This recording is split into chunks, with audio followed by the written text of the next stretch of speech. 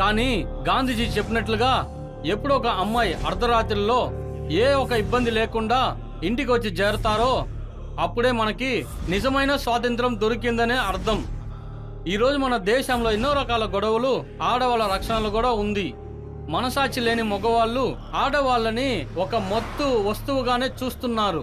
ఇప్పుడు జరుగుతున్న భయంకరమైన విషయాలకు తప్పుదారిలో వచ్చిన డబ్బు, పదవి, అది కాకుండా పలుకుపాటు, ఇవే అన్నిటికీ కారణం. ఈ రోజుల్లో ఉండే డిజిటల్ మీడియా ప్రకారం మనుషుల అవసరాని కోసం కనిపెట్టినా కూడా దానివల్ల జరుగుతున్న తప్పులన్నీ మన వల్ల ఎందుకో ఇంకా ఆపలేకపోతున్నాం. ఇవన్నీ ఆపడానికి గవర్నమెంట్, పోలీస్, కోర్టు ఇవన్నీ ఉన్నా కూడా ఒకరికొకరు క్రమశిక్షణగా ఉంటేనే తప్పులు జరగకుండా ఉండడానికి చూసుకోవచ్చు. ఏ ఒక్క మనిషి భయంకరమైన విషయాలు చేస్తున్నాడో అతను మనుషుల ద్వారానే శిక్ష పడాలి. పాపానికి ఇచ్చే జీతం మరణమే.